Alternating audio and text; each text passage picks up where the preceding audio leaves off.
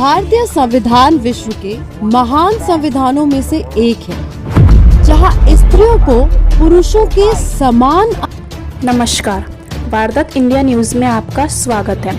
विश्व में सबसे पुरातन सनातनी संस्कृति में अपनी पहचान रखने वाले हमारे देश भारत में, जहां शक्ति के रूप में आदि शक्ति, अर्धनारीश्वर और माँ दुर्गा के कई रूपों की पूजा की जाती है, वहीं दूसरी तरफ हमारे देश की एक कड़वी सच्चाई ये भी है कि भारत में हर रोज तकरीबन 2000 लड़कियों को दहेज, परंपरा और कई कुरीतियों के चलते मौत के घाट उतार दिया जाता है। जनता को इस भयानक सच्चाई में रूबरू कराने के लिए फिल्म निर्देशक जे और उनकी टीम ने बहुत ही बेहतरीन और भावनात्मक फिल्म को पर्दे पर उतारा है, जिसका नाम आई एम सीनियर। हालांकि ये बात हम सभी जानते हैं कि हमारे देश में आज भी कई गांव और शहरों में लड़कियों के पैदा होते ही या तो उनको मौत के घाट उतार दिया जाता है या फिर दहेज के नाम पर बचपन में उनकी शादी ऐसे लड़के से करा दी जाती है जो उनके लायक नहीं होते। फिल्म आई एम सीनियर लड़कियों के जीवन में आने वाली ऐसी ही तमाम तकलीफों को भावनात्मक के साथ पर्दे पर दिखाती है। फिल्म को देखने के दौरान बाद आप अपने आप को कहीं ना कहीं इस फिल्म के किसी पात्र में जुड़ा हुआ महसूस करेंगे। फिल्म में काम करने वाले कलाकारों ने अपने हर किरदार में जी तोड़ मेहनत की है, या यूं कहें कि अपने उस किरदार को जीवंत कर दिया है। इस फिल्म के निर्माता और निर्देशक जय और उनकी पत्नी मिरांडा, जो अमेरिका के निवासी हैं, उन्होंने बताया कि जब उनको भारत जैसे महान देशों में लड़कियों की ऐसी दुर्दशा और तकलीफ़ों के बारे में पता चला तो उन्होंने निर्णय लिया कि वे लोगों को जागरूक करने के लिए उन्हें एक फिल्म बनाएंगे जो बेटियों के प्रति समाज में एक बदलाव ला सके, समाज को ये बता सकें कि लड़कियां किसी भी फील्ड में लड़कों से कम नहीं है, बल्कि वे समाज और परिवार के लिए एक बेटे से ज़्यादा महत्वपूर्ण होती हैं। इस फिल्म को देखने के बाद आपको 21वीं सदी के भारत के ये सच्चाई सच में कड़वी लगेगी।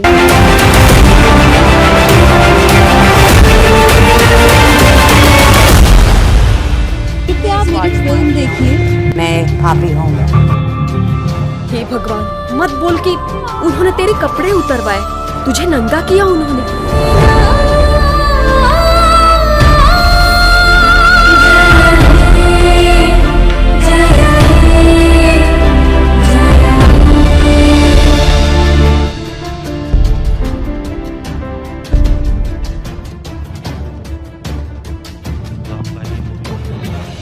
हमारा उद्देश्य यह है कि जो भारत में संविधान से स्त्री को पूरा समानता का अधिकार मिला है, पर हमारे कुछ रीति रिवाज, कुछ अंधविश्वास और जो भी कुछ कहो, उसमें औरत को हमेशा कुछ ना कुछ जगह पर उनको सेकंड दर्जा दिया है, समानता का अधिकार नहीं दिया है। बेटी को शिक्षा के लिए पढ़ना तो कोई रोकता है, या तो पिता या भाई या परिवार के लोग क्यों रोकते हैं। बेटे को वो नहीं है, बेटी को टोका जाता है कि ये कैसे कपड़े पहनती है तू।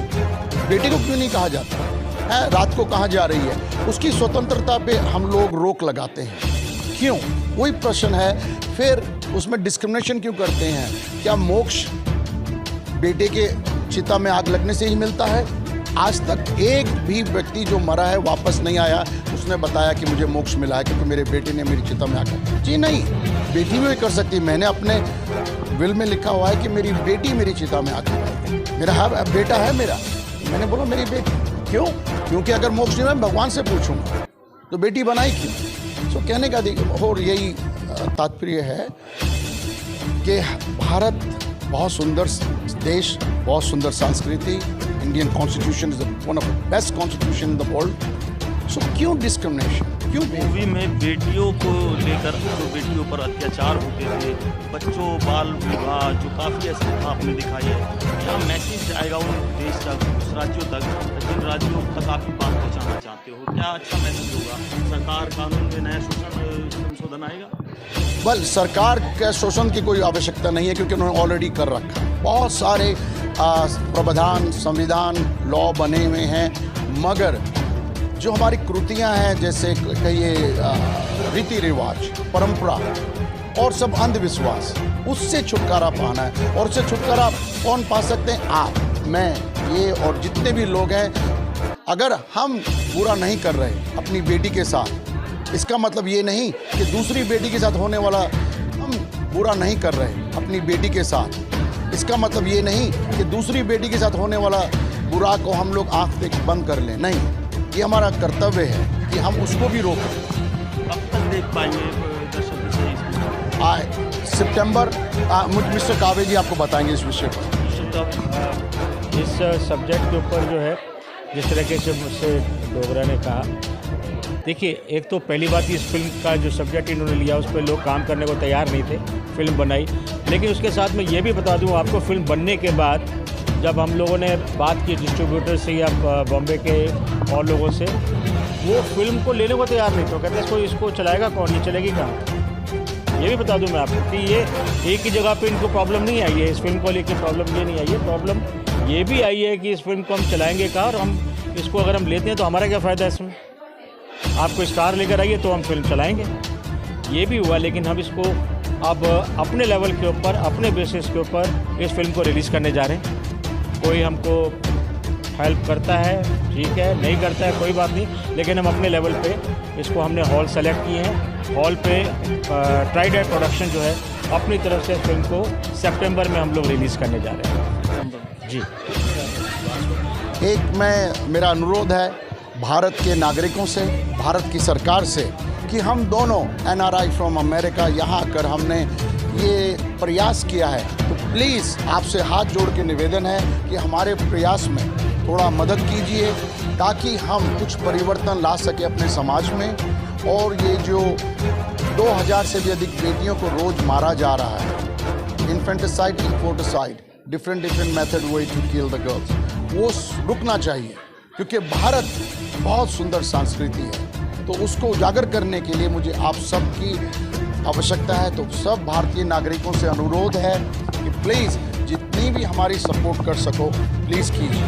धन्यवाद। साथियों, आप जानते हो, शिक्षा वो शेरनी का दूध है जो पिएगा वो दहाड़ेगा। आपने इस मूवी में जो आप देखोगे, इस मूवी से उत्साह बढ़ेगा उन बेटियों का जो अनपढ़ रहकर अपनी अधिकारों से वंचित रहती है। शोषण होता है उन्हीं बच्चियों के साथ जो अपने अधिकारों को नहीं समझती, जो पढ़ती लिखती नहीं है। और पढ़ना लिखना ज़रूरी है, यही उद्देश्य है हमारे सर का, डायरेक्टर साहब का, कि अगर आप पढ़ोगे लिखोगे तो इस मूवी में जो आपने देखा है, विदेशों में जाकर कोई रिपोर्टर बनता है और कोई डॉक्टर बनता है और सब अपने अधिकारों को समझने का मौका मिलता है। तो ये उद्देश्य है इनका। और इस मूवी को देखने के बाद आप इस वीडियो को अलग अलग राज्यों से ज़रूर देखना, क्योंकि बेटियों को इंसाफ। इसकी स्टोरी अच्छी है, थीम अच्छी है, लेकिन थोड़ा शुरू में जो बताया है उसको जो श्रीकांत जी ने कहा, मैं उससे सहमत हूँ। पिक्चर बहुत अच्छी है, खास करके लड़कियों की। आज लड़कियाँ जो है, किसी की बेटी है, किसी की माँ है, किसी की बहन है। बेटियाँ जग से निराली, जिस घर में बेटी नहीं वो घर है खाली। मेरा नाम सुजाता सिंह है और मेरी NGO का नाम है protection of women empowerment organisation. हमें बहुत खुशी हुई है कि इन लोगों ने, इस पिक्चर टीम ने हमें बुला के हमारा सम्मान किया और हमें ये दिखाया गया है। ये जो पिक्चर दिखाएगी वो मेरा ही सब्जेक्ट है और मेरे सारी ऑडियंस को मैं बहुत बहुत धन्यवाद करती हूँ। और मैं चाहती हूँ कि ये जो पिक्चर यहाँ दिखाई गई पढ़े लिखे लोगों के लिए, ये स्लम एरिया में भी दिखाई जाए ताकि उन लोगों को भी पता चले, ज्ञान हो। और मैं शुक्रिया करती हूँ सबका, बस। और क्या पूछना चाहते हैं? शिक्षा के बारे में क्या कहेंगे? शिक्षा नहीं तो फिर कुछ नहीं। हाँ, शिक्षा नहीं तो कुछ नहीं, ये तो है ही है। शिक्षा बहुत ज़रूरी है। और जो ये काम हो रहा है, भ्रूण हत्या हो रही है बच्चों की, ये बहुत बुरी हो रही है, वो नहीं होनी चाहिए। और ये जो पिक्चर बाहर से आके लोगों ने बनाई है और हमारे लिए बहुत बड़ी शिक्षा है। जैसे फोकट का था कि देखो, एक पहलवान के लिए जो अपने लड़कियों को उन्होंने, पहलवान ने ऐसे बनाया है, ऐसे करके उन्होंने देख के यहाँ आए और बनाया है। और हम चाहते हैं कि ऐसे ही हम जगह जगह जाके इसको प्रमोट करें और ये दिखाया जाए।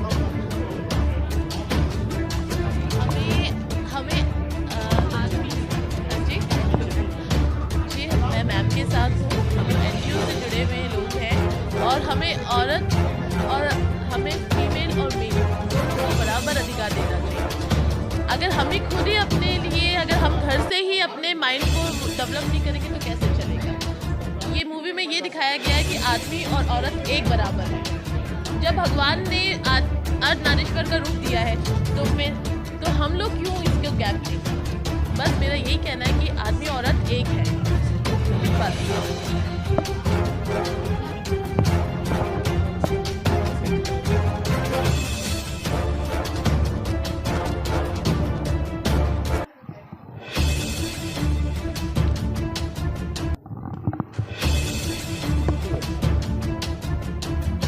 परिचय देंगे अपना? मेरा नाम महेश गहलोत है।